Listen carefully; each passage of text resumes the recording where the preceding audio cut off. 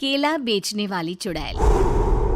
एक बार की बात है, जादूपुर नाम के एक गांव में करतब दिखाती एक औरत एक रेड्डी के लिए गांव में आती है।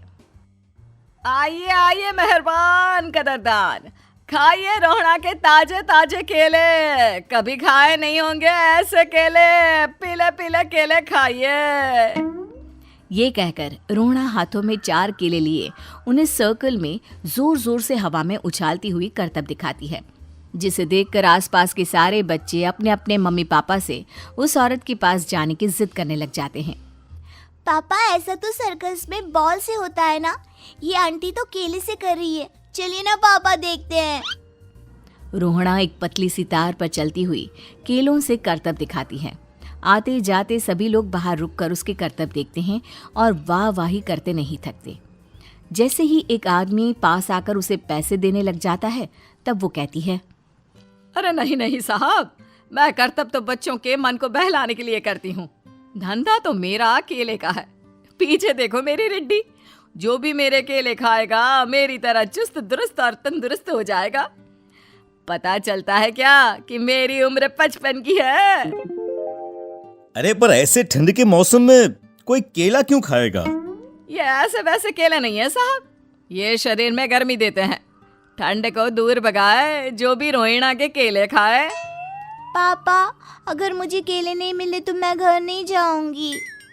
तभी उसके पापा कहते हैं कि बेटा, केले ठंड में कभी गर्मी नहीं देते। ये सब कहने की बातें हैं, सामान बेचने का तरीका है इनका। पर पिंकी नहीं मानती।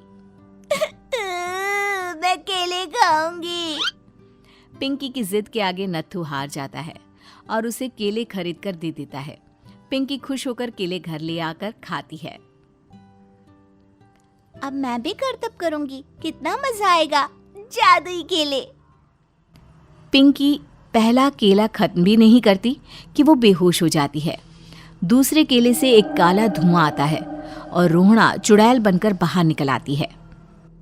मेरे भूतिया केले बच्चे न खाए, ऐसा हो ही नहीं सकता। जादूपुर वालों, कब तक बचोगे? आ गई हूं मैं रोहड़ा, जिसका कोई नहीं कर सकता सामना।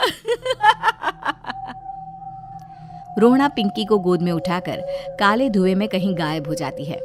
शाम के वक्त नत्थू घर लौटता है और पिंकी को घर में ना पाकर उसकी माँ से कहता है, माँ पिंकी कहाँ है?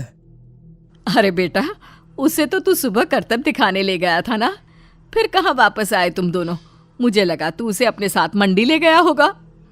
हे भगवान, मेरी बच्ची कहाँ गई? मैं उसे घर ही तो छोड़कर गया था माँ। नत्थू गांव के घर कोने में अपनी बेटी को ढूंढता है, पर उसे वो कहीं नहीं मिलती। परेशान होकर आके रो रो कर नत्थू हिम्मत हार कर घर लौट आता है। अगली सुबह रोहड़ा फिर से करतब दिखाने आती है और इस बार पिंकी की तरह रोनी केले खरीद लेता है। 50 रुपए दिए थे पापा ने, सारे पैसों की मैंने केले खरीद लिए हैं। अब मैं भी आंटी की तरह ही करतबबाज बन जाऊंगा। यही सोचते हुए रोनी केले खाता है और पहला अकेला केला आधा खत्म भी नहीं करता कि चुड़ैल उसके सामने आ जाती है। मेरे साथ चलने का समय आ गया है रोनी। ये तो बस शुरुआत है। अब इस गांव के सारे बच्चे धीरे धीरे मेरे कब्जे में होंगे, एक बच्चा भी नहीं बचेगा। ये कहकर रोनी को गोद में लेकर काले धुएं में अदृश्य हो जाती है। इसके बाद हर रोज गांव में से कोई ना कोई बच्चा गायब होता, पर ऐसा क्यों हो रहा है किसी को भी समझ में नहीं आ पा रहा था।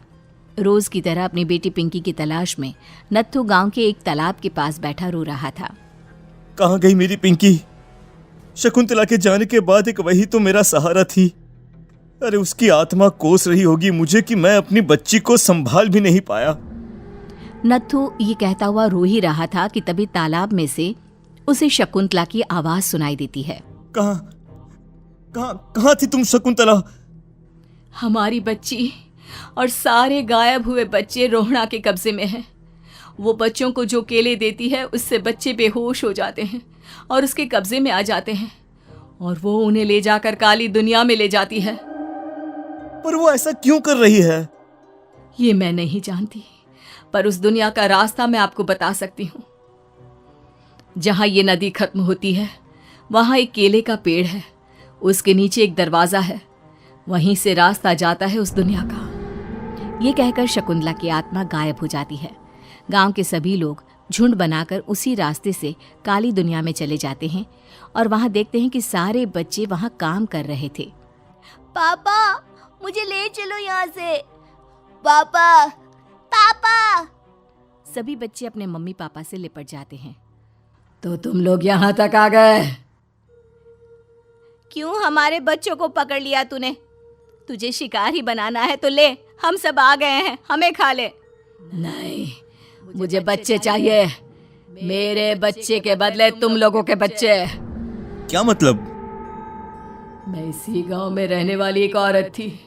केले की चोरी के इल्जाम में मेरे बेटे को गांव वालों ने इतना मारा कि वो मर गया।